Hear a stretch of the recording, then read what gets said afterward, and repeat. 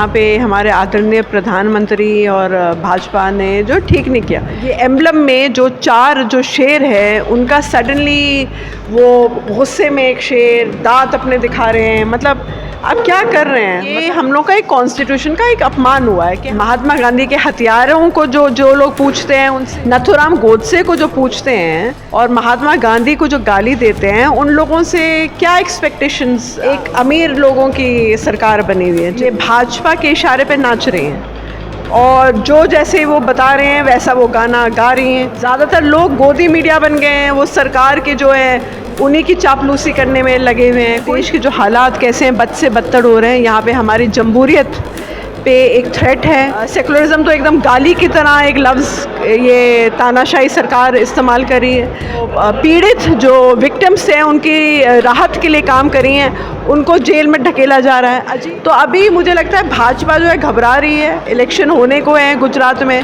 नए अफवाहें, नए कॉन्स्पिरेसी थियरीज, अभी झूठी खबरों को बस्ट करते हैं, उनका पर्दाफाश करते हैं, ऐसे लोगों को जेल में डाला जा रहा है। देखिए, बहुत लोगों का ये इल्ज़ाम है कि यहाँ पे हमारे आदरणीय प्रधानमंत्री और भाजपा ने जो ठीक नहीं किया, क्योंकि एक मर्यादा रखनी चाहिए। हम लोगों के संविधान में जो ये नेशनल एम्बलम है उसका एक बहुत एक महत्वपूर्ण एक योगदान और वो एक प्रतीक है। और जो अशोका का जो एम्बलम है वो भी एक शांति का प्रतीक है। आप देख लीजिए, बिना किसी ऑपोजिशन को दावत नहीं दी, जब ये पार्लियामेंट बिल्डिंग पे ये नया ये स्तंभ खड़ा हुआ तो वहाँ पे पूजा हो रही है, तो आप ऑपोजिशन लीडर्स को भी बुलाइए। लेकिन एक सेकुलर स्टेट में जो है एक रिलीजियस प्रोग्राम किसी भी एक रिलीजन का, ये लोग कह रहे हैं ये अनकॉन्स्टिट्यूशनल, क्योंकि भारत एक सेकुलर कंट्री है। तो वहाँ पे बाकायदा एक रिलीजन को लेके एक पूजा हुई, जो कहते हैं नहीं ऐसे होना चाहिए क्योंकि ये सेकुलर स्टेट है और पार्लियामेंट बिल्डिंग में किसी भी रिलीजन की पूजा नहीं करना चाहिए, क्योंकि सबसे बड़े जो भारत के जो सबसे बड़ी जो मान है वो कॉन्स्टिट्यूशन ही है। तो यहाँ पे अलग अलग तरह के एलिगेशंस लग रहे हैं और आप देख लीजिए ये एम्बलम में जो 4 जो शेर है उनका सडनली वो गुस्से में एक शेर दांत अपने दिखा रहे हैं। मतलब आप क्या कर रहे हैं? मतलब शांति नहीं है। आप लोगों को एक सीख देख रहे हैं कि लड़ाई करिए, जंग लड़िए, गुस्सा दिखाइए, तो इस तरह से कैसे चलेगा? अगले बार आप बोलेंगे भैया हम लोग संविधान को बदल देते हैं। अभी आज नेशनल एम्बलम बदला है, कल कुछ भी हो सके। कल आप बोलेंगे कि तिरंगे में से ये हरा हटाओ, हम लोग तो वही सैफरन और वाइट और सैफरन रखेंगे। कल को ये लोग कुछ भी कर सकते हैं। देश के माहौल को कहीं ना कहीं बिगाड़ने का एक प्रयत्न चल रहा है, मतलब कोई ना कोई तरीके से। तो विरोधी दल तो यही बोल रहे हैं कि ये हम लोग का एक कॉन्स्टिट्यूशन का एक अपमान हुआ है कि हम लोगों को तो किसी भी ऑपोजिशन पार्टी में बुलाया नहीं गया। जब ये आप नया ये लगाए पार्लियामेंट बिल्डिंग पे ये एम्बलम लगाए तो किसी को बुलाया नहीं गया। आप ही अपनी तरफ से पूजा करें और ये लायंस का पूरा फेशियल एक्सप्रेशन, पूरा फेस आप बदल दिए हैं। तो आपको एक आदर सम्मान होना चाहिए। हमारे एक लेगेसी रही है हम लोगों का जो कॉन्स्टिट्यूशन है, और ये अशोका एम्बलम तो सब इतना रिस्पेक्ट करते हैं। It's a very big controversy right now.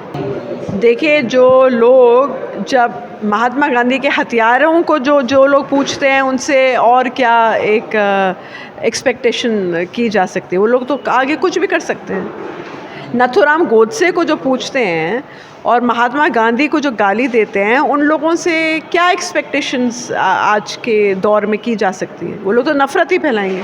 देखिए, ये भाजपा सरकार है, माइनॉरिटीज़ को तो टारगेट कर ही रही है।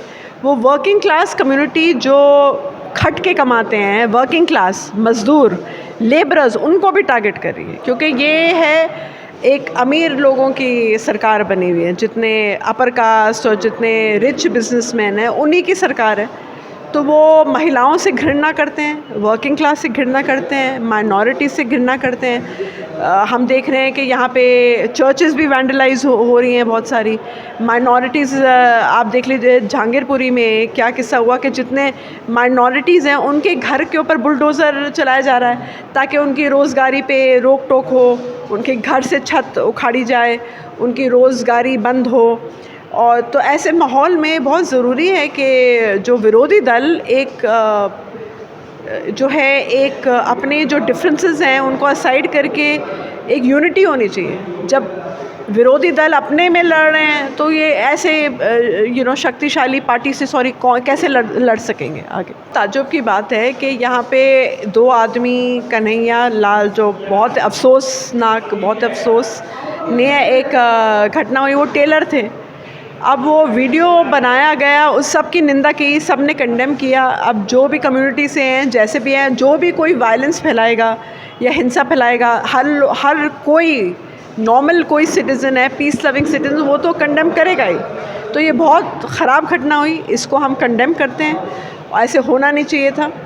और लेकिन ये भी अभी एक सवाल बनता है कि ये लोग इतने सालों से बीजेपी में क्या कर रहे थे, ये शख्स, और इन लोगों को पता नहीं चला कि बीजेपी में हैं और इस तरह के कार्य जो है कैरी आउट कर रहे हैं। तो ये भी प्रश्न करना चाहिए, लोग कर क्या रहे थे इसकी पार्टी में और कौन जिम्मेदार है इसके लिए।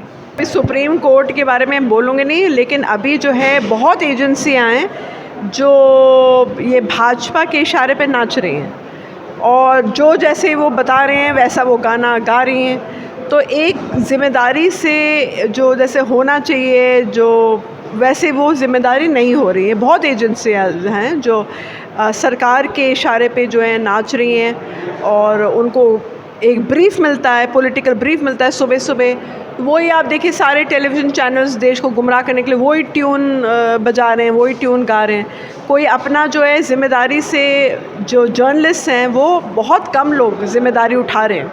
ज़्यादातर लोग गोदी मीडिया बन गए हैं, वो सरकार के जो है उन्हीं की चापलूसी करने में लगे हुए हैं। कोई ज़िम्मेदारी से, बहुत कम जर्नलिस्ट हैं जो अपनी जान को जोखिम में डालकर सामने आकर उनसे जो है कठोर प्रश्न पूछ रहे हैं, कठोर सवाल पूछ रहे हैं, मुश्किल सवाल पूछ रहे हैं, और जो पूछना भी चाहिए। देखिए, ये आवाज़ का आज एक नया कन्वेंशन है, नई कमेटी बिठाई गई है। तो यहाँ पे जो है सारे कौम के लोग यहाँ पे मौजूद थे, क्योंकि अभी आप देख रहे हैं देश के जो हालात कैसे हैं, बद से बदतर हो रहे हैं। यहाँ पे हमारी जमहूरियत पे एक थ्रेट है, हम लोगों की डेमोक्रेसी, सेकुलरिज़म तो एकदम गाली की तरह एक लफ्ज़ ये तानाशाही सरकार इस्तेमाल कर रही है। और हम देख रहे हैं कि तीस्ता सेतलवाद जैसे लोग जो ह्यूमन राइट्स के लिए काम करती हुई आई हैं, और गुजरात के जो दंगे हुए थे उनकी जो पीड़ित जो विक्टिम्स हैं उनकी राहत के लिए काम करी हैं, उनको जेल में ढकेला जा रहा है। अजीब तरह के एक्यूजेशंस लगाए जा रहे हैं। अभी बोला जा रहा है कि उनने अहमद पटेल साहब से 30 लाख रुपए लिए बीजेपी गवर्नमेंट को बदनाम करने के लिए। अरे भाई, अगर लिए तो आप वो ट्रेल दिखाइए ना, आप साबित करिए वो मनी ट्रेल क्या है। अफवाहें फैला के तो कुछ साबित नहीं होगा, आपको तो प्रूफ के साथ दिखाना चाहिए क्या मनी ट्रेल है, कितने पैसे दिए गए, क्या गए। तो अभी मुझे लगता है भाजपा जो है घबरा रही है। इलेक्शन होने को हैं गुजरात में, नए अफवाहें, नए कॉन्स्पिरेसी थियरीज़ अभी बस ये लोग फैला रहे हैं। और हम लोग देख रहे हैं कि यहाँ पे पत्रकार की ज़ुबान पे ताला लगाया जा रहा है। यहाँ पे तो सिर्फ सरकार के गुण गाए जा रहे हैं, कोई उनसे कोई प्रश्न नहीं करा, कोई सवाल नहीं करा। तो इस तरह के माहौल में एक ऑटोक्रेसी जैसी बन रही है। लोग इमरजेंसी के बारे में बात करते हैं, इमरजेंसी से तो बद से बदतर हालात हैं अभी जो हालात हैं। यहाँ पे तो जर्नलिस्ट को जॉब करने नहीं दिया जा रहा। ह्यूमन राइट्स जो डिफेंडर्स हैं, मोहम्मद ज़ुबैर क्या हैं, वो एक फैक्ट चेकर हैं। अब देखिए, एक फैक्ट चेक करना, जो यहाँ पे झूठी अफवाहें उड़ाते हैं, झूठी खबरें उड़ाते हैं सोशल प्लेटफॉर्म में, अगर वो ये झूठी खबरों को बस्ट करते हैं, उनका पर्दाफाश करते हैं, ऐसे लोगों को जेल में डाला जा रहा है। ऐसे लोगों को क्या मतलब सीरियस चार्जेस में आप लोग रिटेन करने की कोशिश कर रहे हैं। उनको बेल भी मिली दिल्ली पुलिस से, यूपी पुलिस ने अलग अलग पता नहीं किस तरह के इल्ज़ाम लगा दिए, चार्जेस लगा दिए उनको जेल में रखने के लिए। तो ऐसी जब नौबत आई है, ये हम लोगों की सबकी ज़िम्मेदारी है कि हम लोग अपनी आवाज़ उठाएं, हम लोग सड़क पर उतर आएं, और इस तरह की जो चीज़ें चल रही हैं जो देश के ख़िलाफ़ हैं, उसके हम लोग जो हैं उसके ख़िलाफ़ आवाज़ उठाएं, और इन सब हरकतों को, ये सब इंसिडेंट्स को हम लोग कंडेम करें। सुपर न्यूज 24 कोलकाता, हर कदम सच के साथ।